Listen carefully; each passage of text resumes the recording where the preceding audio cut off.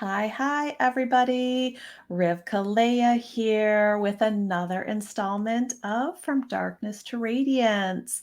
I am thrilled that everybody is back with us again, and I have another wonderful individual with me who I met through school.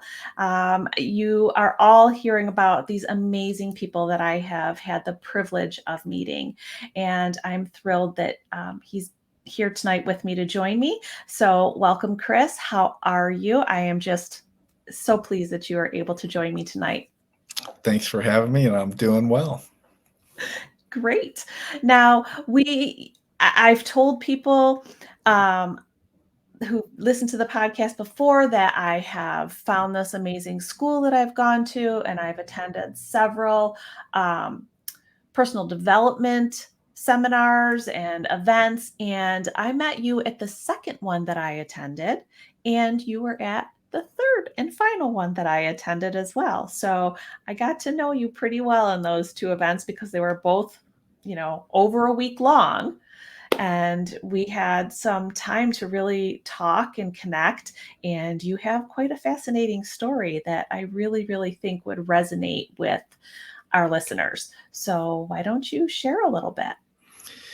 All right, and thanks for having me again. And it was great getting to know you as well. Yeah, when I joined Entra Insight, it was interesting because I was already kind of on that journey about learning about myself, and the reason that was is early on in life, I was the youngest of six, but I lived in a little small home.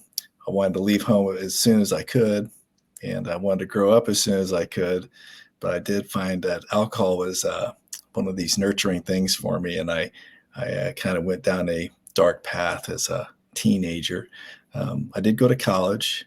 My sisters and brother was actually going to the same college that I was at the time, and it was very it had its pluses because my sister could get alcohol, and my brother was just a grade older than I was, and he always knew where to go and have the good times. Well, the girl I was dating at the time, I did not graduate. I had a child. I had my first daughter, and I was just turned 21, and I left school, and I thought I'd become a parent, and ended up having another child, and my drinking took on a different career, and I actually ended up going to marriage counseling over it. And I remember the marriage counseling asking me, "How's your drinking?" And I thought, "How does this and have anything to do with how my relationship is with my wife at the time?" And but what happened was about 4 years later, I really went into a another drug took over my psyche, and it got into my world, and I literally just went off the grid for about 2 years.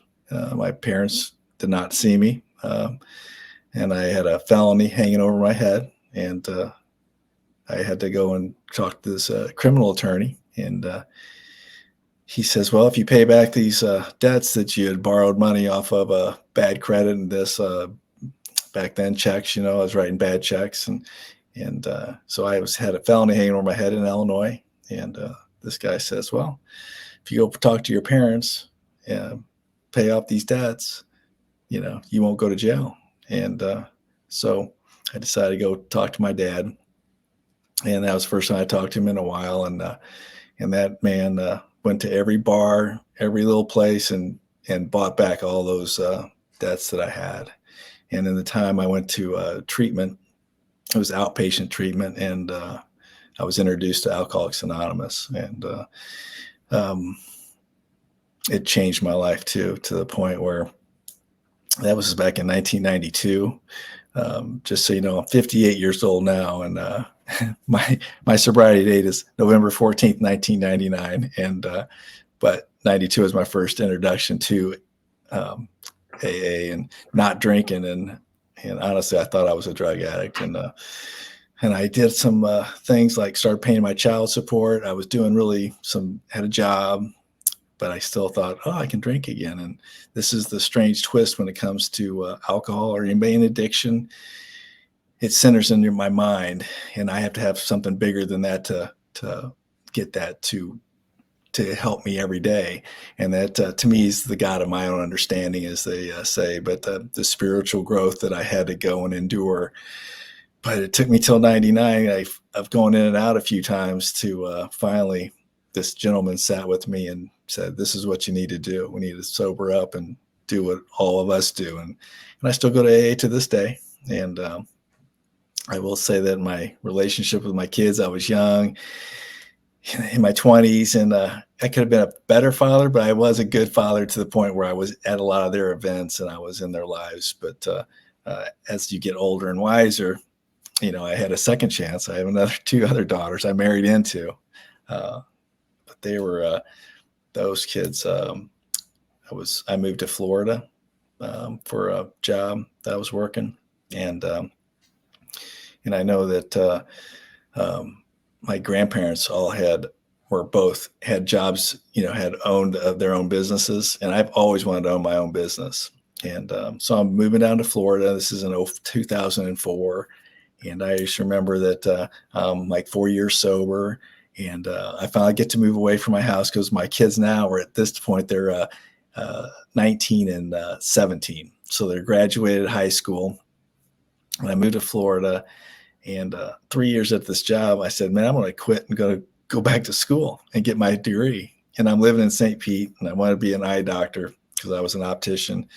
And so the running joke in my world is I became a mortician instead of an optician. So I went to the St. Pete College and worked full time and did optics, and I became a funeral director. And I graduated in 2010, and I wanted to buy the guy's place that I was working at. He wanted way too much money for it, and at this time I'm 44 years old or something like that, and I said, well, you're not going to sell it to me. I'm going to go somewhere else. And I became a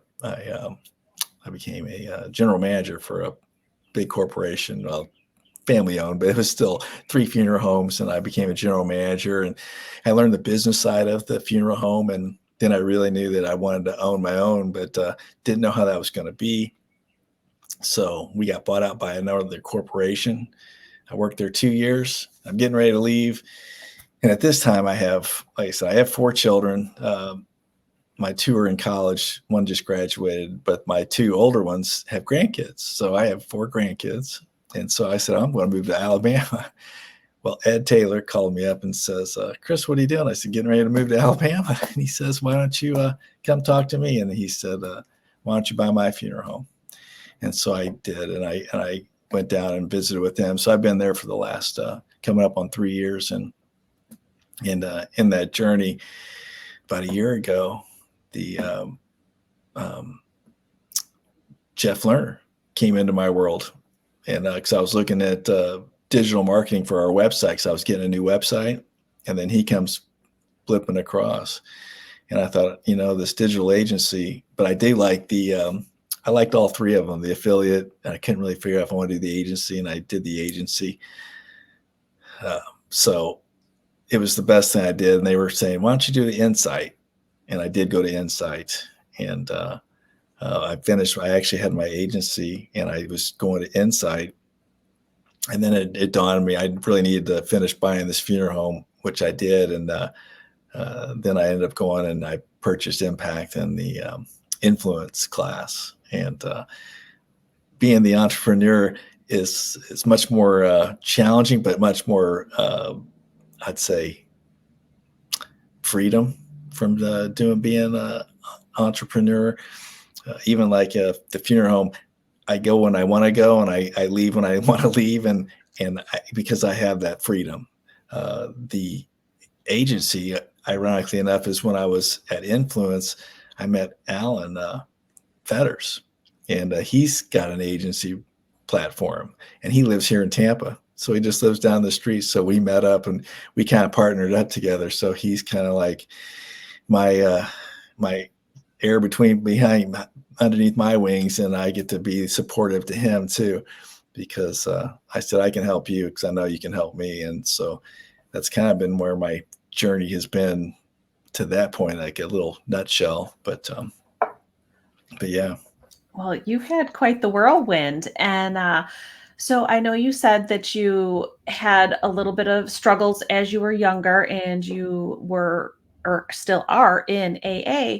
Now, correct me if I'm wrong, that's a lot of personal development, correct? It is a lot of personal development. So, like, like, And I'm assuming that you're mentoring people because I think we chatted a little bit about that. I do. I mentor approximately three three men, and then I'm actually mentoring three women as well. So, and I meet with the women at the clubhouse that have attended for the last few years, and we meet every Monday. They go to regular meetings as well, and I make sure I catch them on a couple of those meetings. But we always get together and I do we do some like a book study kind of thing, and just kind of because people think there's when you go to the meetings, they're like, this is it. I'm like, no, this isn't it. It's life or death. And you get into situations that people just aren't like me and you. They're induced by some kind of chemical, and they're just not the same person. Right. So So it sounds like, that was, a really in-depth personal development that you went through for quite a long period of time that gave you a very solid foundation so that when you found this entre and schooling, that was, a great base for you to start going to all of these other events that they were putting on and to learn how to further your entrepreneurship because you're mentoring people already. So that's already a form of entrepreneurship. And now you've bought this funeral home. There's a whole other level of entrepreneurship and you have to learn the business part of it and do the other the internal part of it as well. And now you have the schooling. So and you've talked about you're mentoring these other individuals and you have book studies and whatever. Are there any books that you've recommended to them that you've maybe heard from through Entra or vice versa through your mentoring there and that have so helped? I know a lot of people. So uh, I do, and so a couple things I got to do was the four agreements. My secretary, I'm going to call him secretary, but I'm sure he doesn't like that. I would call him admin, but he's a super nice man, and he's been sober like 3 years as well. And I gave him a job a year ago, so I gave him the four agreements, and it's just because he was eating what are they something about eating the poison, he kept on Yep. eating the poison, and I was like, don't do it. And it's just amazing to see him grow as well. But my other friend, I would say one thing that when I went to Influence, I really got clarity on my life. They talk about 13 segments of our lives, business, but one of them was friends. Mhm. I have a lot of people that I'm friendly with, but I know I'm more than that to them. You know what I mean? So I thought, well, I'm going to reach out and keep on being more of a friend to people. Well, my friend Eloy, and I've been asking him to go to the library because he doesn't read very well. And so he turned 39 last two Sundays ago. So I took him to the library. And so then we met up last Sunday, and he ended up, I gave him some books. So I was at another book. I'm a Kiwanian too. So I'm the president of Kiwanis this year too. I just turned that too. So You're quite busy. I am quite full of life, and but they had given out books, and anyway, there were some books that were like just really beginning books, and that's what he was wanting, and so it was just worked out really good. And I said, I got you some books too, so I ended up picked up some books, and we met Sunday, and he goes, I read through the books that I read at the library. I went back and got some more, so just mentoring, just I think it's broadened my horizon on how I can help people, not just a wise, but just in any way wise. Kind of.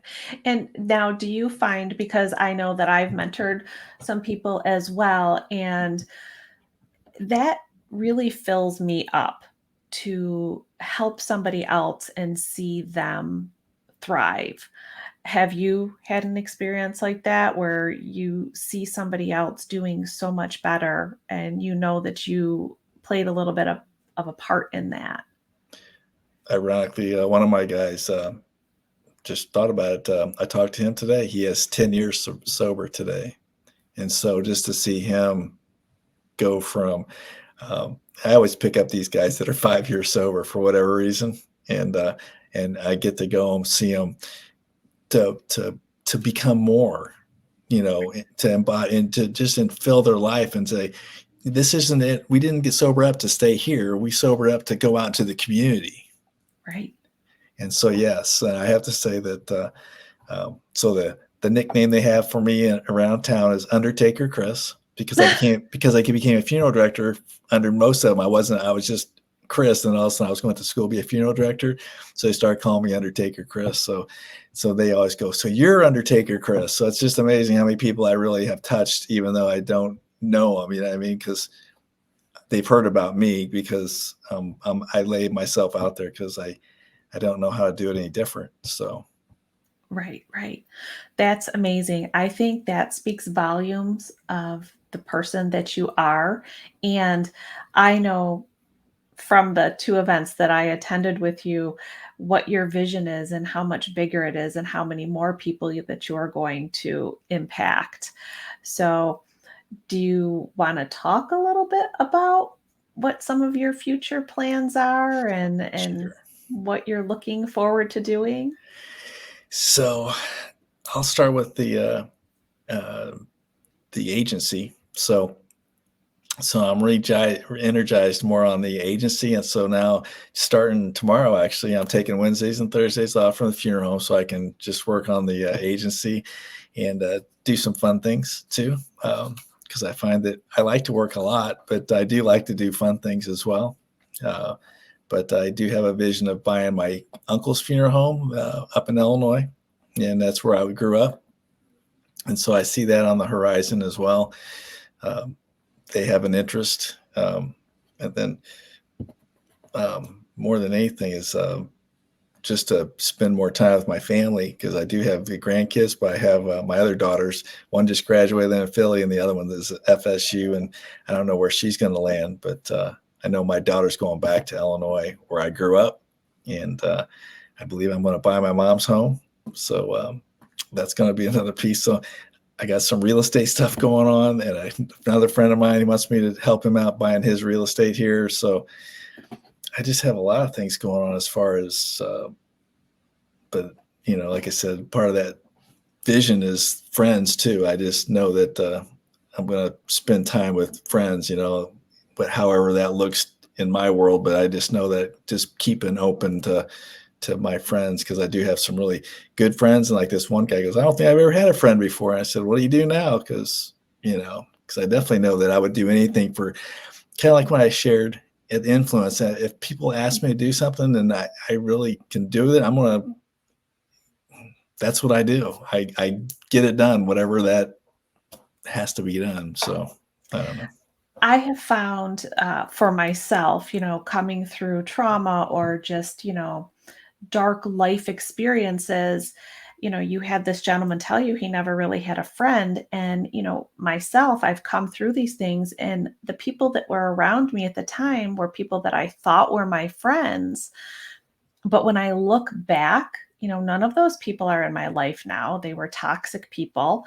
And I realize I didn't have friends until I started doing the work on myself and realizing who I actually was so that I could be a better friend to someone. And then I could say, I have friends.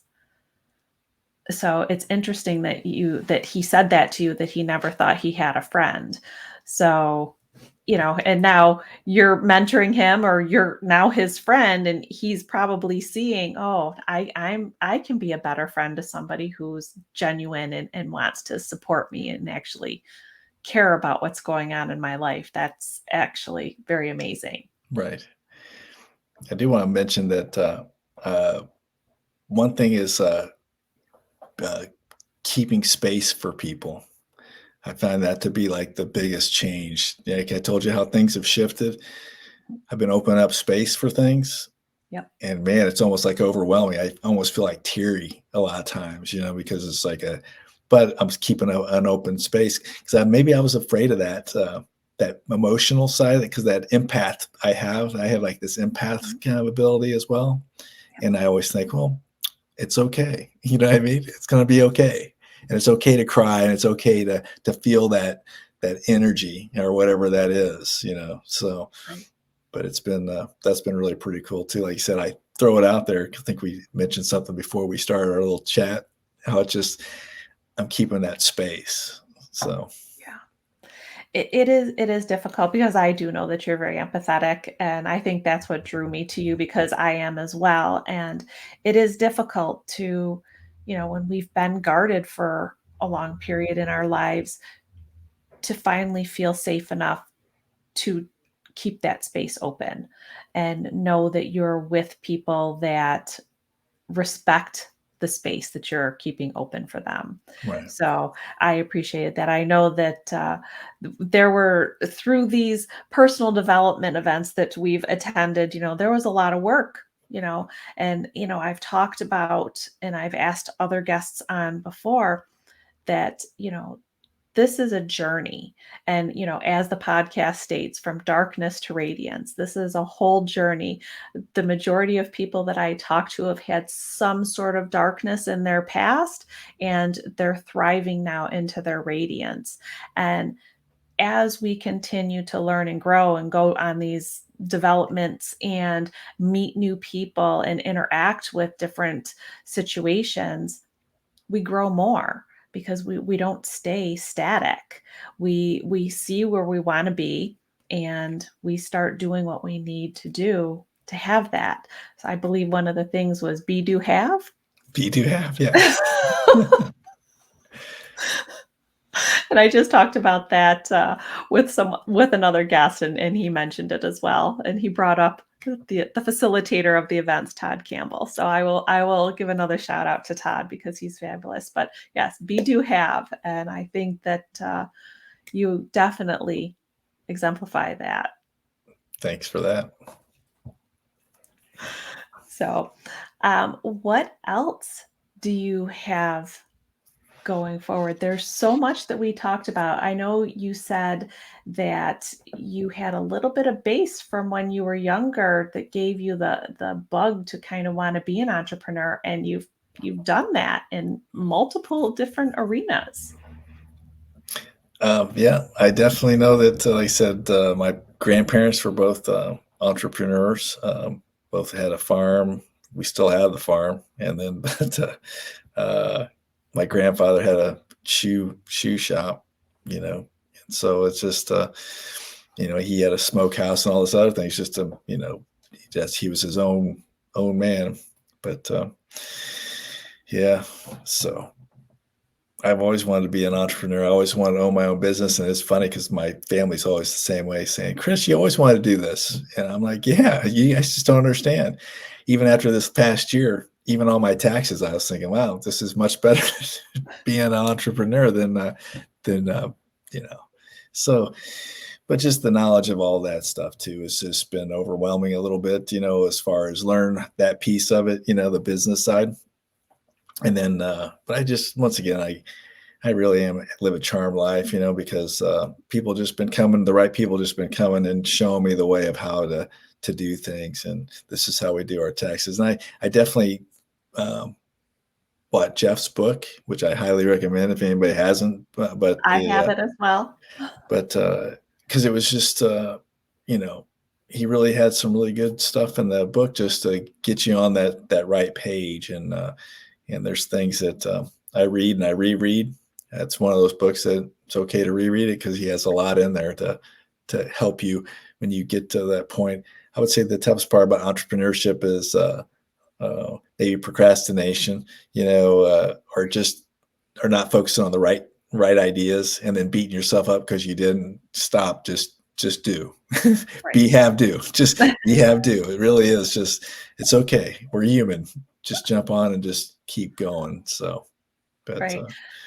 Well, you made a very interesting point right there. I don't know if you realized it. You said that you had a charmed life and people just came when you needed them. And, there's a saying, and I always seem to, mangle the sayings a little bit, but it's like when the student is ready, the teacher appears type thing. Right. And, don't quote me on who said it because I don't know. But you knew what you wanted. And when you were ready for each of those things, you had the people show up in your life that have propelled you forward. And just my knowing you, I've known you less than a year, and I've already seen huge changes. So I am definitely looking forward to what's on the horizon for you. Oh, absolutely. Absolutely. And one other thing that I got to mention, the Kiwanis. So I became the Kiwanis president, and one of it is having a project for these kids, because Kiwanis is about kids. Right. And that's one of the things I was like, oh, I'm just going to coast through. I almost laughed at myself because when I was there at Influence, it came to me, I know what I'm going to do. So I'm going to have a big project that's what I'm going to present out. So I'm going to do a legacy for Kiwanis. So That is amazing. Well, I look forward to hearing more about that, and I might have to have you back on to talk about that a little bit and right on. see everybody who's going to benefit, because that's going to be vast, I have a feeling. Me too. That's amazing. Well, I want to thank you so much for being with me here tonight. And I most definitely look forward to hearing more about your ongoing journey into your radiance. And definitely hope that we connect again to fill everybody else in on what's the future has to hold. And if anyone does have any questions about the events that we were talking about, feel free to reach out to either one of us, and we would be more than happy to give you the information and connect you with the people. And as well as Jeff's book, Unlock Your Potential, I do have it, not sitting on my desk at the moment, but I do have it. And I'm happy to talk to anybody about that as well. And I can connect you with that information. So thank you again, Chris. I really appreciate you taking the time with me. Thank you, Rivka. All right. Everybody, I hope you have a fabulous evening, and I will see you again soon. So cheers, everybody.